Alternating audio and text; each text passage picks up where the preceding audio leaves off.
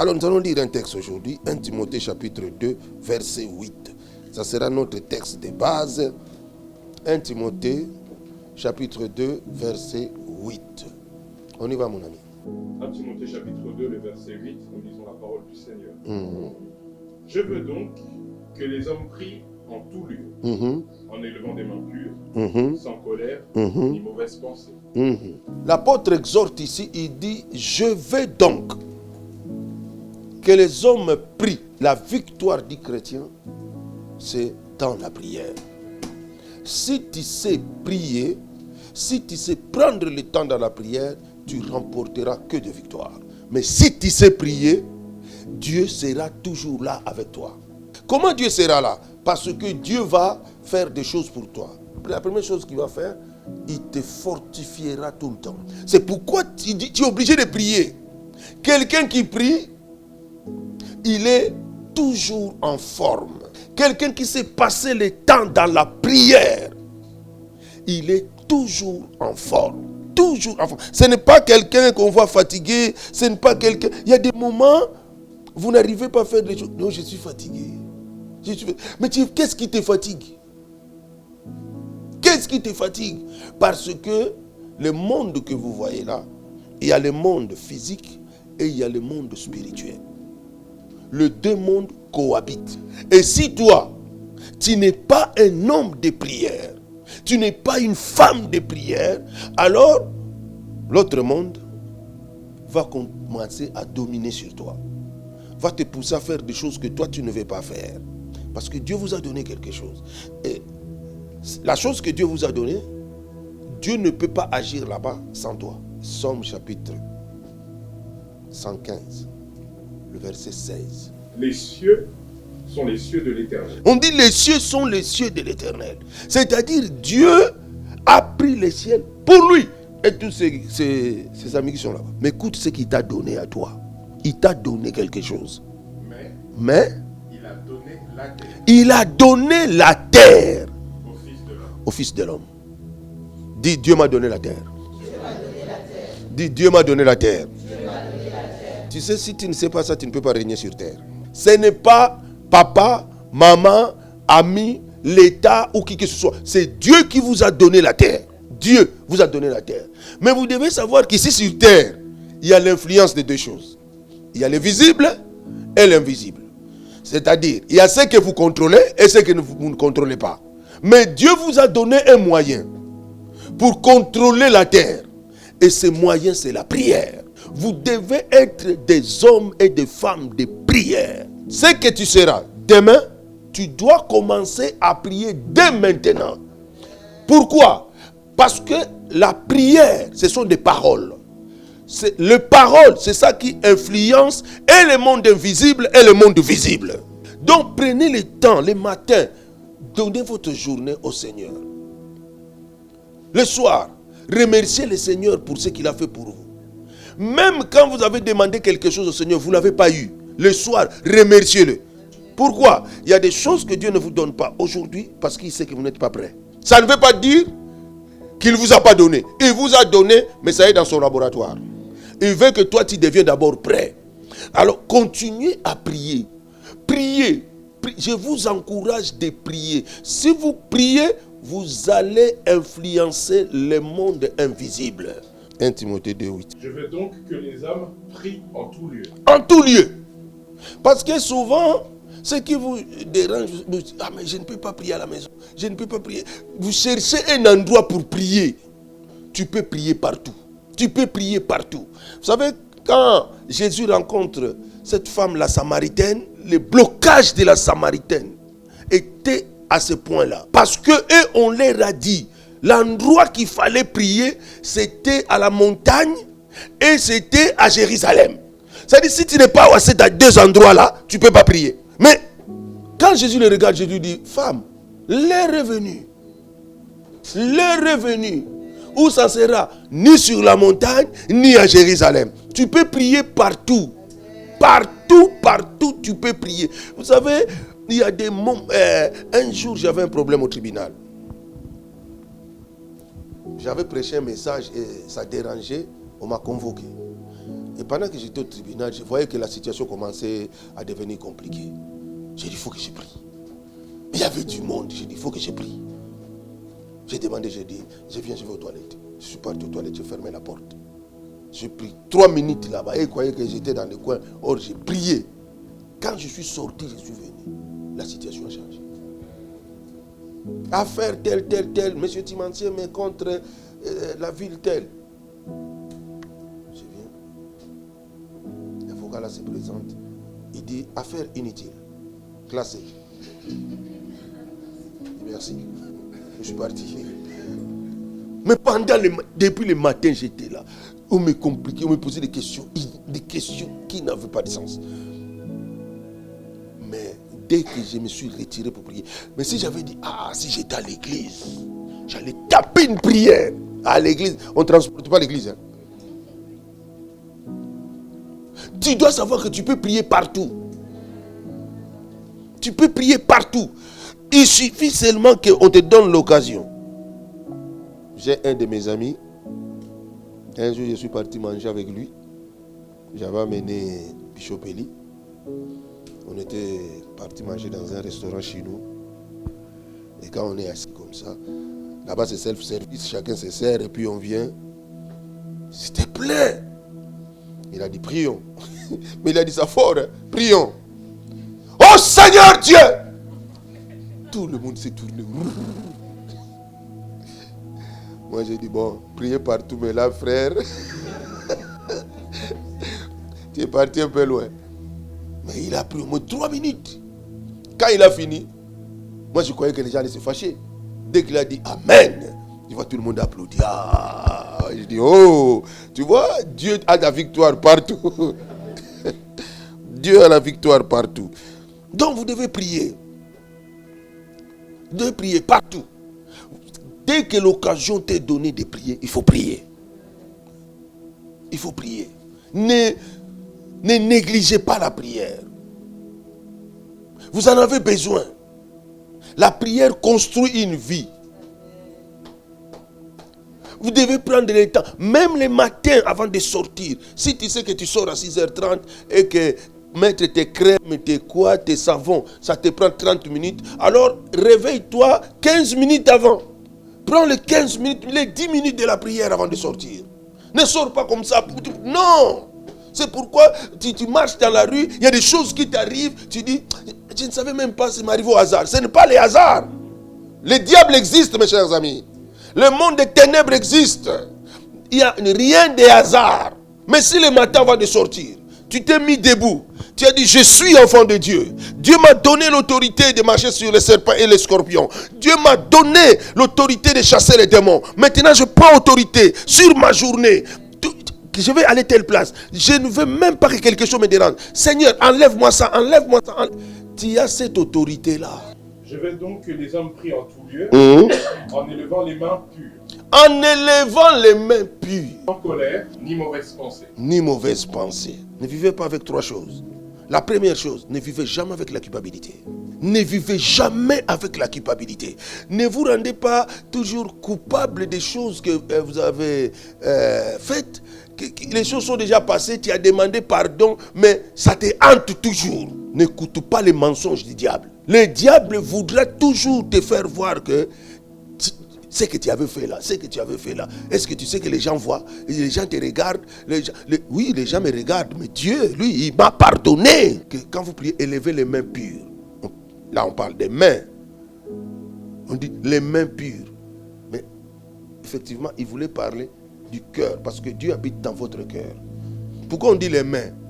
Parce que quand nous prions, quand nous élevons les mains comme ça, c'est un signe d'abandon. C'est un signe, nous disons à Dieu, Seigneur, moi je ne peux rien. Je ne suis rien. Je ne compte que sur toi. Et celui qui élève les mains, automatiquement élève son cœur vers Dieu.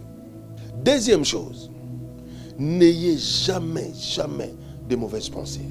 Il y a souvent des gens qui ont de mauvaises pensées sur les autres et sur eux-mêmes. La troisième chose, ne vivez jamais dans la crainte. Si tu es quelqu'un qui vit dans la crainte, tu vas manquer beaucoup de choses sur la terre. Si tu vis seulement dans la crainte, il y aura d'autres choses que tu ne feras pas sur terre. Or, toi sur terre, tu es très utile. Dieu t'a mis sur terre, il t'a donné la terre. C'est-à-dire, il y a des choses ici sur terre qui ne se feront jamais, jamais sans toi. Écoutez-moi, il y a des choses ici sur terre, ça ne se fera pas sans toi. Le problème est que toi, tu te négliges. Toi, tu ne te donnes pas l'importance. Toi, tu ne crois pas en toi.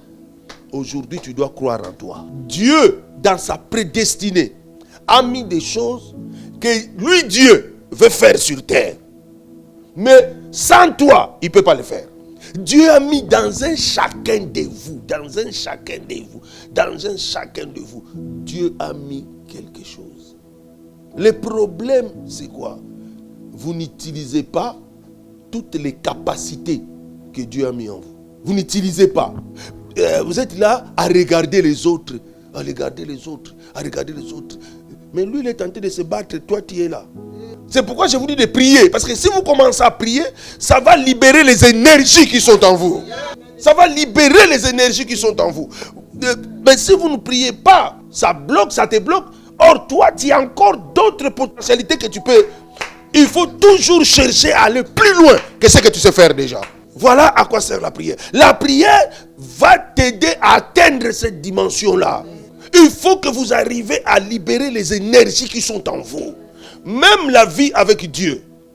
La vie avec Dieu, si tu... Pasteur nous a dit ça. Tu restes là, tu resteras un bébé spirituel. Et quand le vent viendra, tu vas tomber. Même dans les choses spirituelles, tu dois chercher toujours à aller plus loin. Donc comme toi tu es là, il y a des gens qui souffrent sur cette terre. Peut-être financièrement, peut-être matériellement, peut-être spirituellement, peut-être quoi, à cause de toi. Parce que toi, tu ne fais rien. Or, leur bénédiction dépend de toi. Et Dieu compte sur toi.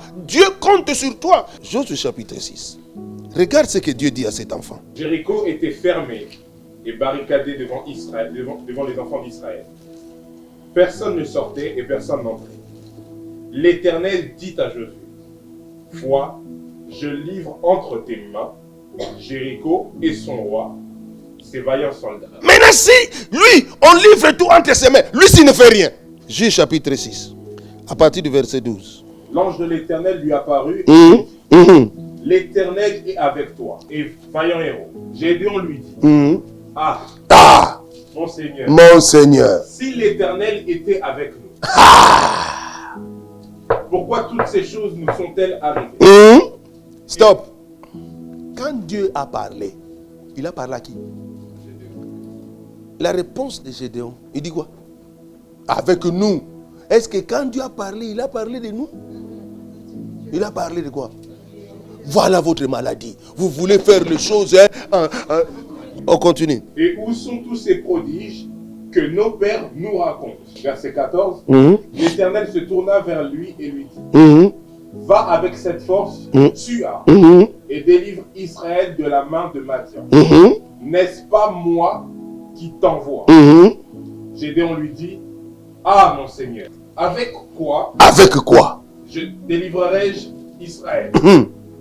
Voici ma famille est la plus pauvre en Manassé. Oh, je suis né d'une famille, Continue. Et je suis le plus petit de la maison de mon père. Et moi-même, je suis le plus. Voilà pourquoi je te dis de prier.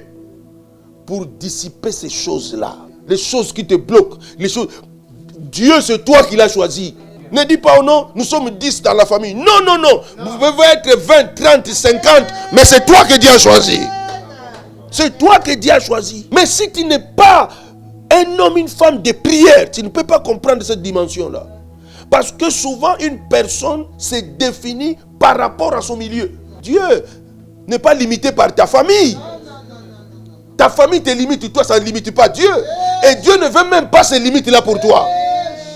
C'est pourquoi vous devez être des hommes et des femmes de prière. Pour annuler ça. Pour sortir de cette mentalité. Priez pour que d'autres énergies se libèrent en vous. Priez parce que Dieu a mis du potentiel en vous. Priez. La prière révolutionne quelqu'un. La prière révolutionne quelqu'un. Ça te révolutionne la prière. La prière m'a révolutionné. J'ai commencé à voir que non, moi aussi je peux faire. Moi aussi je peux faire. Moi aussi, j'ai commencé à sentir que non, j'ai quelque chose de Dieu. J'ai quelque chose. Mes enfants, vous avez quelque chose de Dieu. Donc Dieu, il y a des choses que Dieu devait faire. Dieu ne pourra pas le faire. Il y a des choses dans ta famille, ça n'arrivera jamais si toi, tu ne décides pas. Parce que ce sont des choses que Dieu a mis en toi seul. Ne dis pas, moi, mon grand frère, il est ingénieur. Hein. Bon, moi, même si je ne suis pas ingénieur. Non, non. Peut-être Dieu veut que tu sois au-dessus de ton grand frère. Il y a des choses que Dieu a mis en toi. Il y a des choses que Dieu a mis en toi. Parce que ces choses-là, Dieu veut que ces choses-là soient établies sur terre.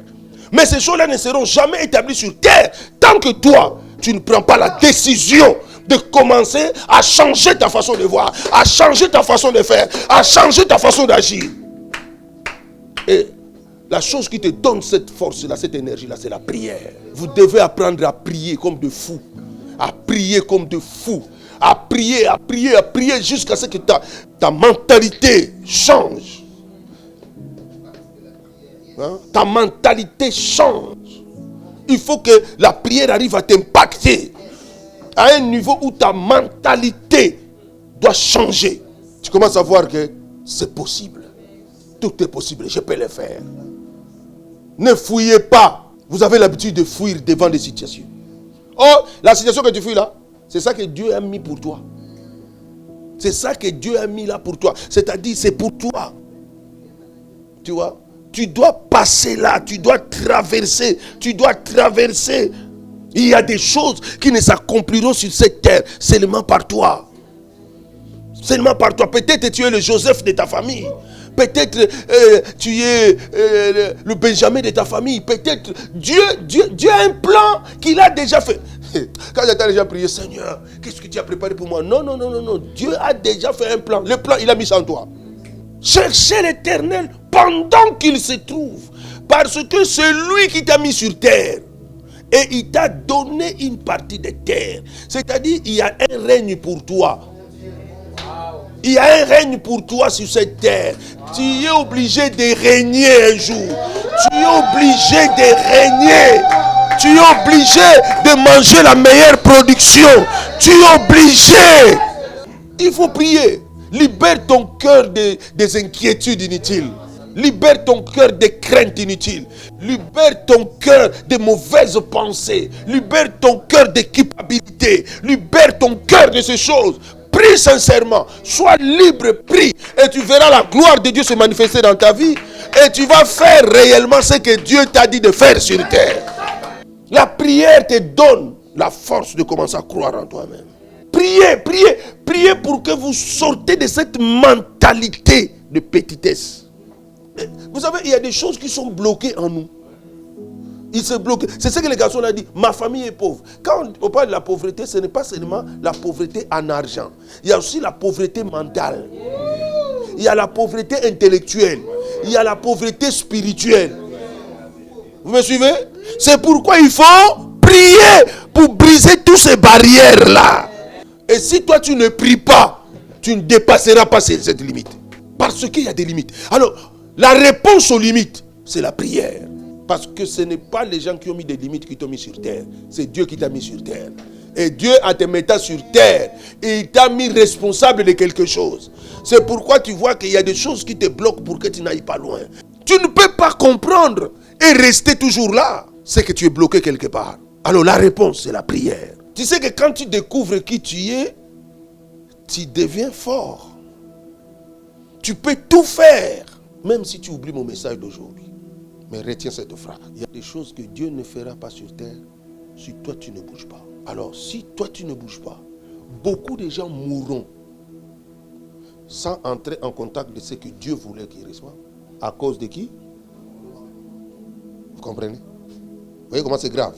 Si je ne libère pas l'énergie que j'ai, des milliers de gens qui sont en train de prier ce matin dans des églises ne prieront pas. Au travers un chacun de vous, il y a des gens derrière.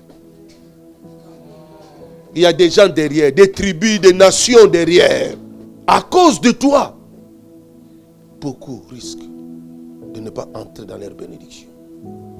Parce que toi, tu n'as pas compris pourquoi Dieu t'a mis sur terre. Si tu veux voir la gloire de Dieu, il faut chercher d'abord Seigneur, pourquoi tu m'as mis sur terre? Et ça, c'est par la prière. Priez. La prière doit être votre première nourriture et votre dernière nourriture.